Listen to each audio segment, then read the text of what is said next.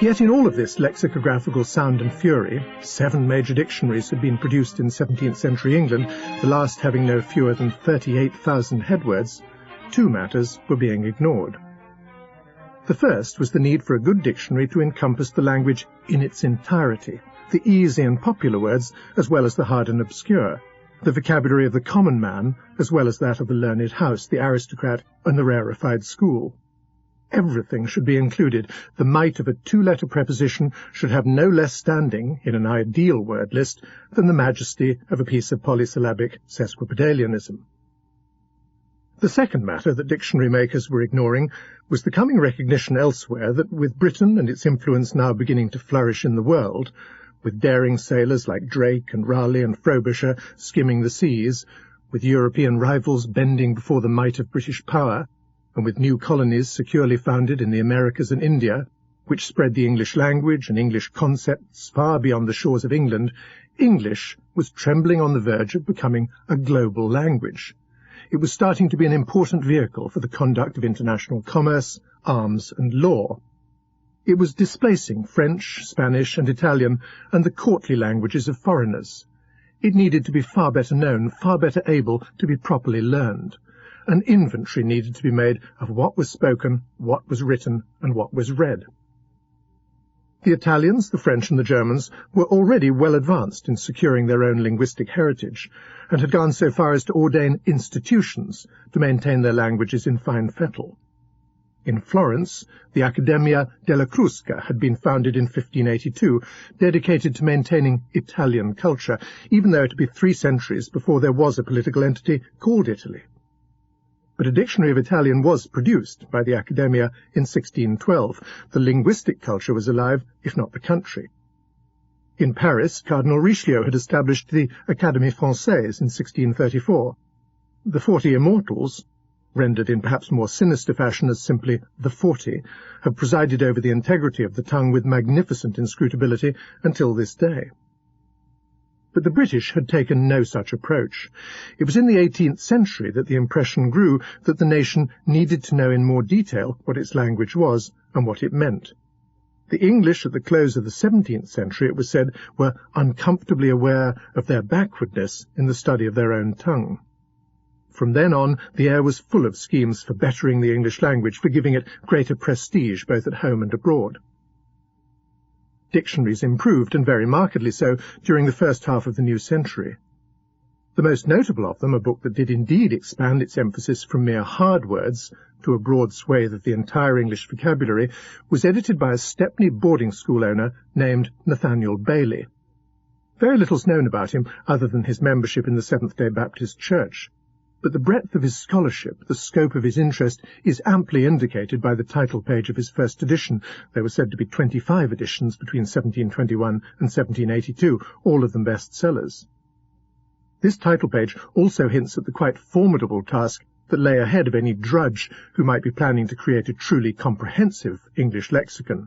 Bailey's work was entitled A Universal Etymological Dictionary, comprehending the derivations of the generality of words in the English tongue, either ancient or modern, from the ancient British, Saxon, Danish, Norman, and modern French, Teutonic, Dutch, Spanish, Italian, Latin, Greek, and Hebrew languages, each in their proper characters, and also a brief and clear explication of all difficult words, and terms of art relating to botany, anatomy, physic, together with a large collection and explication of words and phrases used in our ancient statutes, charters, writs, old records, and processes at law, and the etymology and interpretation of the proper names of men, women, and remarkable places in Great Britain, also the dialects of our different counties, containing many thousand words more than any English dictionary before extant, to which is added a collection of our most common proverbs with their explication and illustration, the whole work compiled and methodically digested, as well as for the entertainment of the curious as the information of the ignorant, and for the benefit of young students, artificers, tradesmen, and foreigners. Good the volumes and the effort may have been, but still not quite good enough. Nathaniel Bailey and those who tried to copy him in the first half of the 18th century laboured mightily at their task, though the task of corralling the entire language became ever larger the more it was considered. Yet still no one seemed intellectually capable, or brave, or dedicated enough, or simply possessed of enough time, to make a truly full record of the entire English language. And that, though no one seemed able even to say so, was what was really wanted. An end to timidity, to pussyfooting, the replacement of the philologically tentative by the lexicographically decisive. And then came the man whom Tobias Smollett called literature's great cham, one of the most eminent literary figures of all time, Samuel Johnson. He decided to take up the challenge before which so many others had flinched. And even with the critical judgment of the more than 2 centuries since, it can be fairly said that what he created was an unparalleled triumph. Samuel Johnson's A Dictionary of the English Language was, and has remained ever since, a portrait of the language of the day in all of its majesty, beauty, and marvellous confusion. Few are the books that can offer so much pleasure to look at, to touch, to skim, to read. They can still be found today, often cased in boxes of brown morocco. They're hugely heavy, built for the lectern rather than the hand. They're bound in rich brown leather, the paper is thick and creamy, the print impressed deep into the weave. Few who read the volumes today can fail to be charmed by the quaint elegance of the definitions of which Johnson was a master. Take, for example, the word for which Shakespeare might have hunted, elephant. It was, Johnson declared, the largest of all quadrupeds, of whose sagacity, faithfulness, prudence, and even understanding many surprising relations are given. This animal is not carnivorous, but feeds on hay, herbs, and all sorts of pulse, and is said to be extremely long-lived. It is naturally very gentle, but when enraged, no creature is more terrible. He is supplied with a trunk, or long, hollow cartilage like a large trumpet, which hangs between his teeth and serves him for hands. By one blow with this trunk he will kill a camel or a horse, and will raise a prodigious weight with it. His teeth are the ivory so well known in Europe, some of which have been seen as large as a man's thigh, and a fathom in length. Wild elephants are taken with the help of a female ready for the male. She's confined to a narrow place round which pits are dug, and these, being covered with a little earth scattered over hurdles, the male elephant easily falls into the snare. In copulation, the female receives the male lying upon her back, and such is his pudicity that he never covers the female so long as anyone appears in sight. Yet Johnson's dictionary represents more, far more than mere quaintness and charm. Its publication represented a pivotal moment in the history of the English language. The only more significant moment was to commence almost exactly a century later. Samuel Johnson had been thinking about and planning the structure of his dictionary for many years. He'd been doing so in part to create a reputation for himself. He was a school-teacher turned scribbler, known only in limited metropolitan circles as the parliamentary sketch-writer for the Gentleman's Magazine. He was eager to have himself better regarded. But he began the process also in response to calls from the giants, demands that something needed to be done. Theirs was a near-universal complaint. Joseph Addison, Alexander Pope, Daniel Defoe, John Dryden, Jonathan Swift, the leading lights of English literature had each spoken out, calling for the need to fix the language. By that, fixing has been a term of lexicographical jargon ever since. They meant establishing the limits of the language, creating an inventory of its word stock, forging its cosmology, deciding exactly what the language was.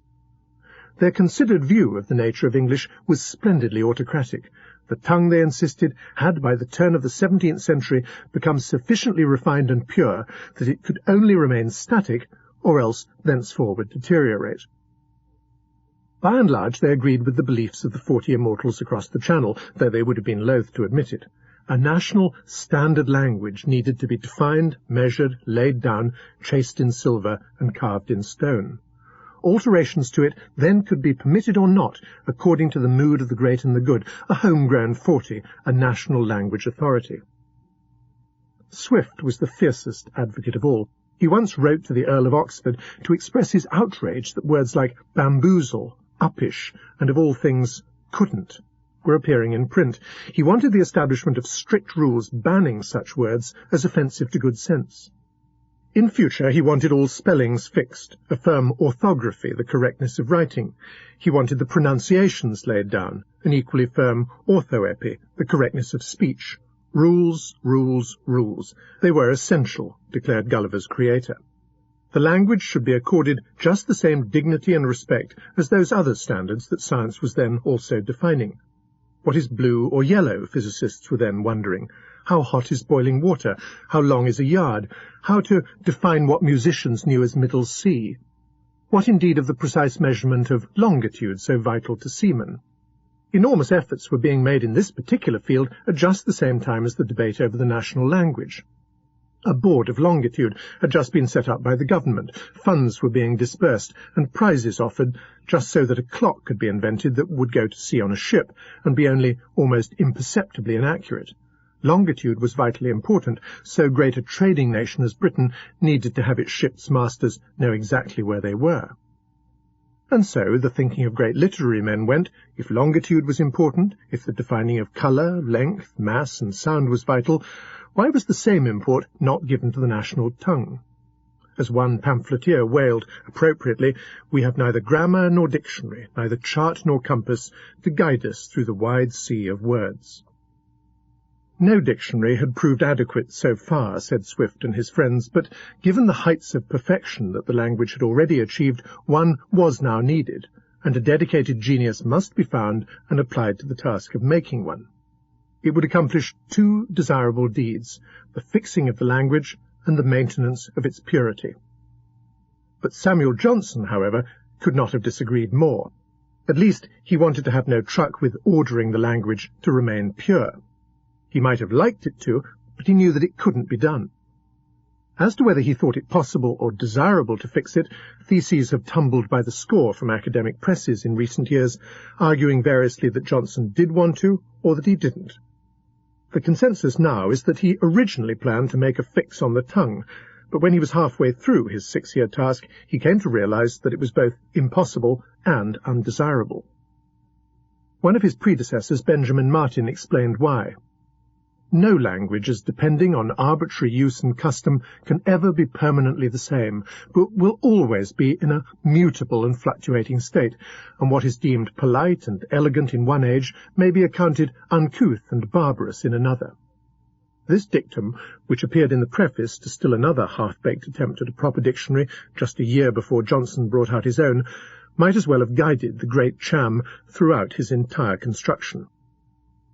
For all the heady talk among London's intelligentsia, it was actually the free market that prompted Johnson to begin.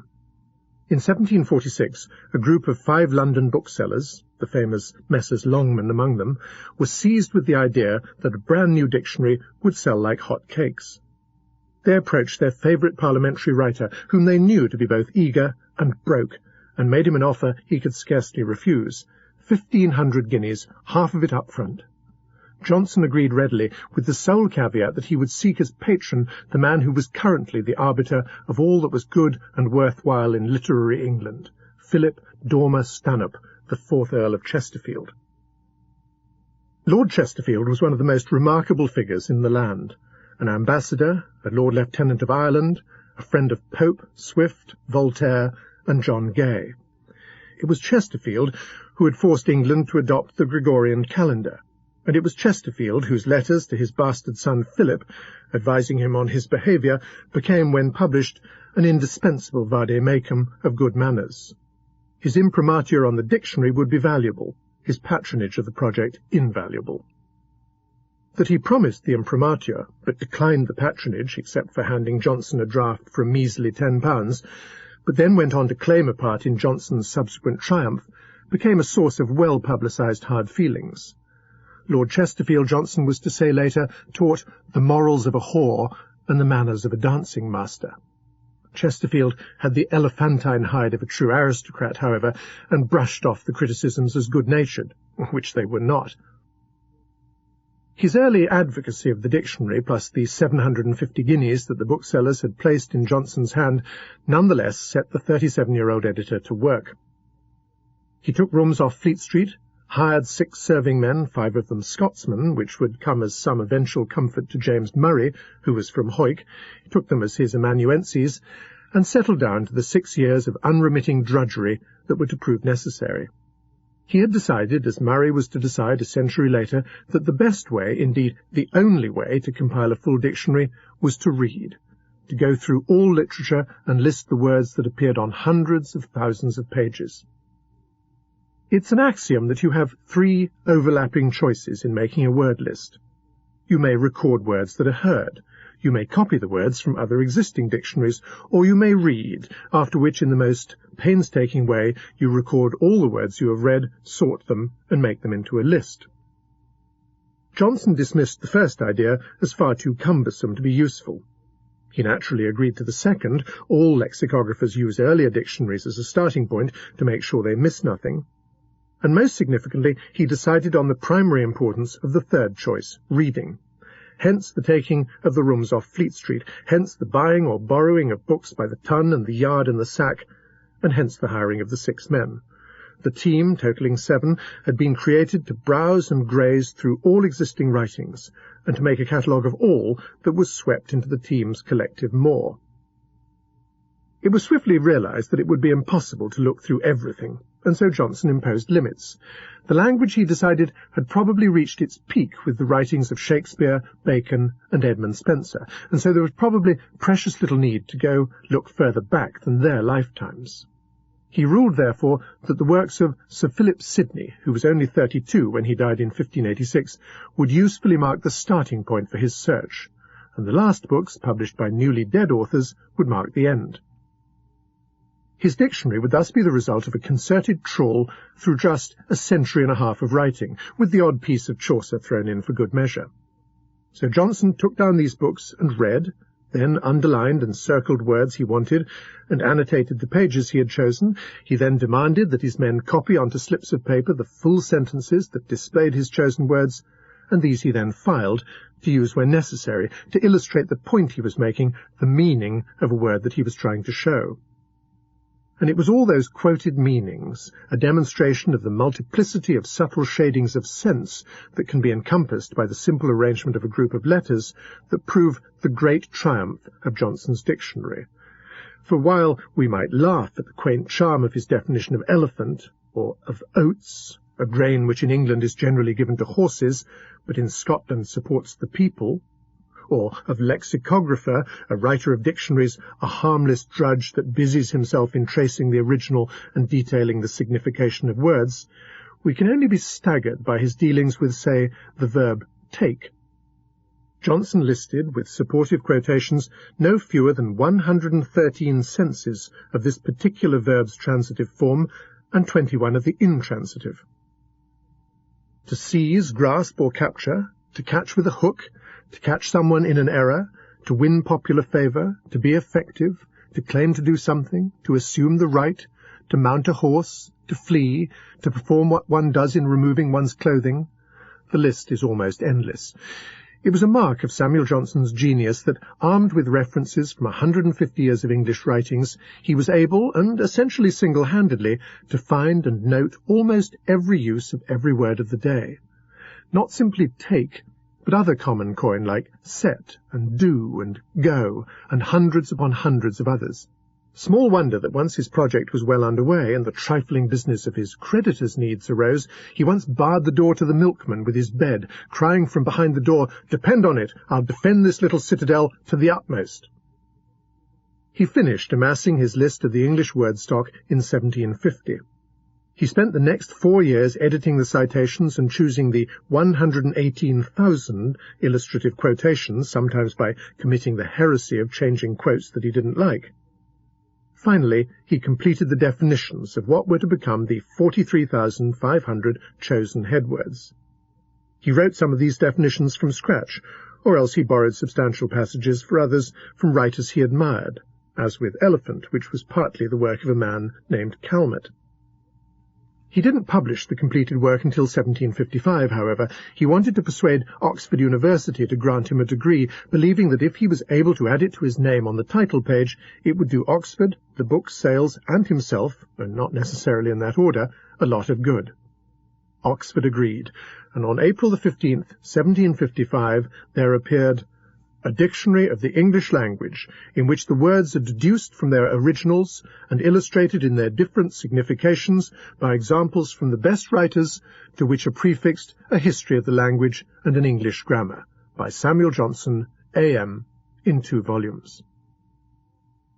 The book, which went into 4 editions during Johnson's lifetime, was to remain the standard work, an unrivalled repository of the English language for the next century.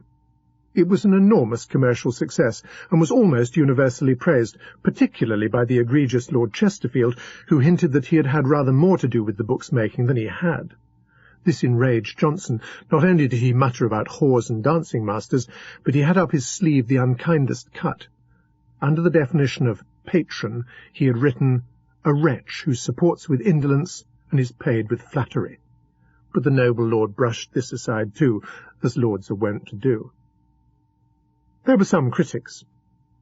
The fact that Johnson allowed his own personality to invade the pages may today seem pleasant whimsy, but to some who wanted the book to be supremely authoritative, it was irritatingly unprofessional.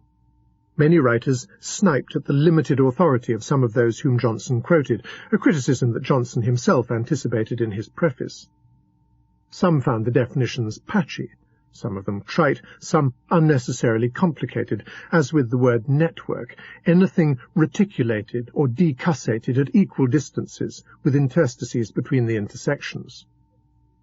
A century after publication, the redoubtable Thomas Babington Macaulay was to damn Johnson as a wretched etymologist.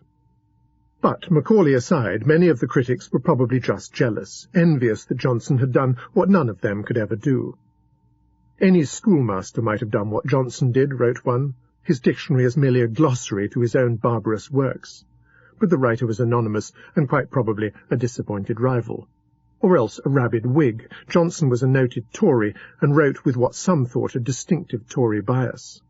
So the book was merely a vehicle for Jacobite and high-flying tracts, wrote one Whig, doubtless a diehard. One woman even disparaged Johnson for failing to include obscenities. "No, madam, I hope I have not daubed my fingers," he replied archly. "I find, however, that you have been looking for them." Yet the accolades were many.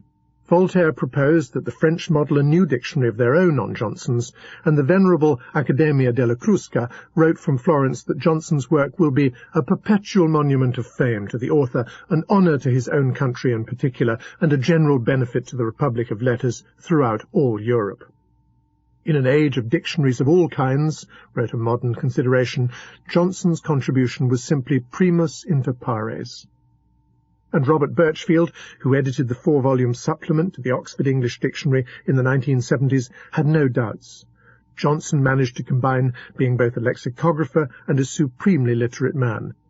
"In the whole tradition of the English language and literature," he wrote, "the only dictionary compiled by a writer of the first rank is that of Dr. Johnson." Throughout it all, under the rains of slings, arrows, plaudits, and encomiums, Samuel Johnson remained calmly modest. Not unduly so, for he was proud of his work, but awed by the magnificence of the language that he, with such foolhardiness, had chosen to tackle. The book remained his monument. James Murray was to say in later years that whenever someone used the phrase "the dictionary," as one might say the Bible or the prayer book, he or she referred to the work by Dr. Johnson. But no, literature's great Cham would have said, in fact, it was the words that were the truest monument, and even more profoundly, the very entities that those words defined. "I am not yet so lost in lexicography," he says in his famous preface, "as to forget that words are the daughters of earth, and that things are the sons of heaven." His life had been devoted to the gathering in of those daughters, but it was heaven that had ordained their creation. The Big Dictionary conceived.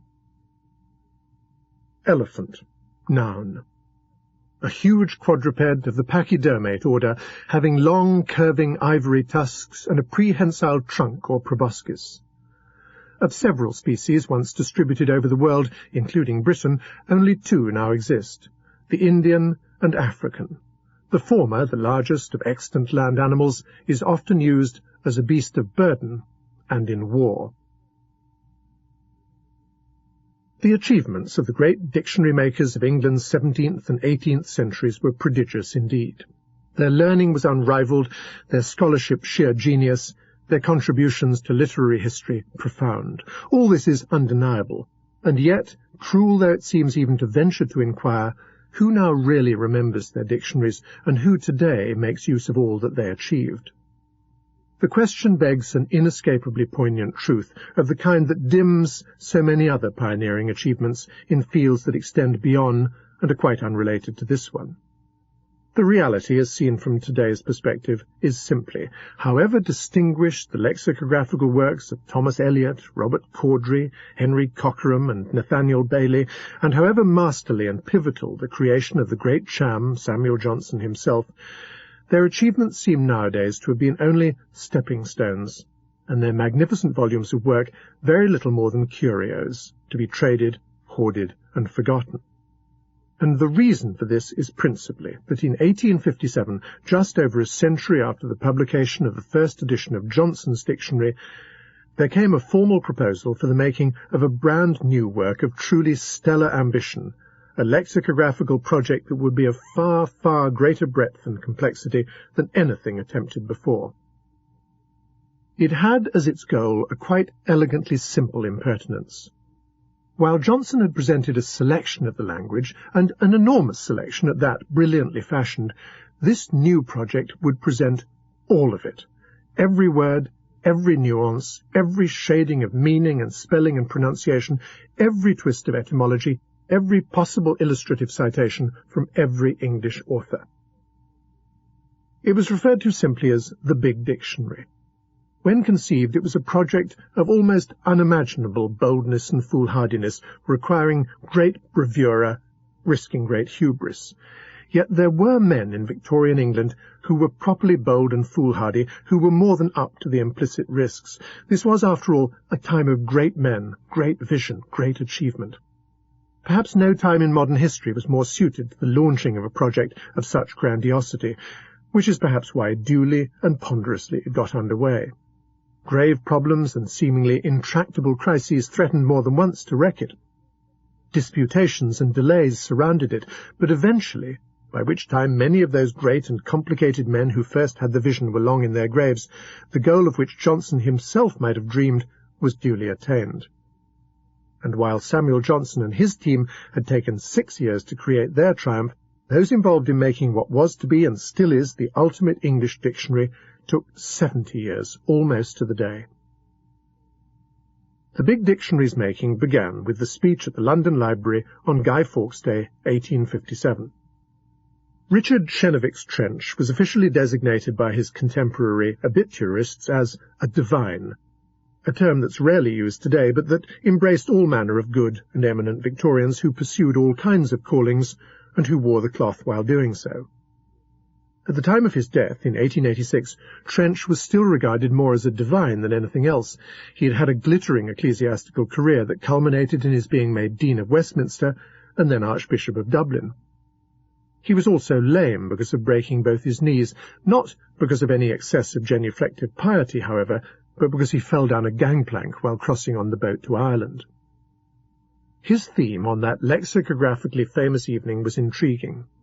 Advertised on handbills and in flyers posted around London's West End, it was, "On Some Deficiencies in Our English Dictionaries." By today's standards, the title seems self-effacing, but given the imperial temper of the time, and the firm belief that English was the quintessential imperial language, and that any books that dealt with it were important tools for the maintenance of the empire, the title offered an amply understandable hint of the impact that Dr. Trench would be likely to have. He identified 7 principal ways in which the dictionaries then available were found to be wanting. Most of them are technical and shouldn't concern us here. But his underlying theme was profoundly simple. It was an essential credo for any future dictionary maker, he said, to realize that a dictionary was simply an inventory of the language, and decidedly not a guide to proper usage. Its assembler had no business selecting words for inclusion on the basis of whether they were good or bad. Yet all of the craft's earlier practitioners, Samuel Johnson included, had been guilty of doing just that. The lexicographer, Trench pointed out, was an historian, not a critic. It was not within the remit of one dictator, or 40, he added with a cheeky nod at Paris, to determine which words should be used and which should not.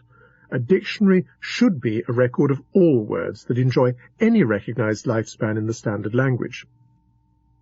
At the heart of such a dictionary, he went on, should be the history of the lifespan of each and every word. Some words are ancient and exist still. Others are new and vanish like mayflies. Still others emerge in one lifetime, continue to exist through the next, and look set to endure forever. Others deserve a less optimistic prognosis. Yet all these types of words are valid parts of the English language, no matter that they're old and obsolete, or new and with questionable futures. "Consider the golden question," said Trench. "If someone needs to look up any word, then it should be there. For if not, the work of reference that the book purports to be becomes a nonsense, something to which one cannot refer." Now he was warming to his theme. To chart the life of each word, he continued, to offer its biography, as it were, it's important to know just when the word was born, to have a record of the register of its birth. Not in the sense of when it was first spoken, of course. That, until the advent of the tape recorder, could never be known, but when it was first written down. Any dictionary that was to be based on the historical principles that Trench insisted were the only truly valid ones had to have, for every word, a passage quoted from literature that showed where each word was used first. And after that, and also for each word, there should be sentences that show the twists and turns of meanings, the way almost every word slips in its silvery, fish-like way, weaving this way and that, adding subtleties of nuance to itself, and then perhaps shedding them as the public mood dictates. A dictionary, Trench said, is an historical monument, the history of a nation contemplated from one point of view, and the wrong ways into which a language has wandered may be nearly as instructive as the right ones. Johnson's dictionary may have been among the pioneers in presenting quotations. An Italian, for example, claimed that his dictionary had already done so in 1598, but they were there only to illustrate meaning. The new venture that Trench seemed now to be proposing would demonstrate not merely meaning, but the history of meaning, the life story of each word. And that would mean the reading of everything and the quoting of everything that showed anything of the history of the words that were to be cited. The task would be gigantic, monumental, and, according to the conventional thinking of the times, impossible.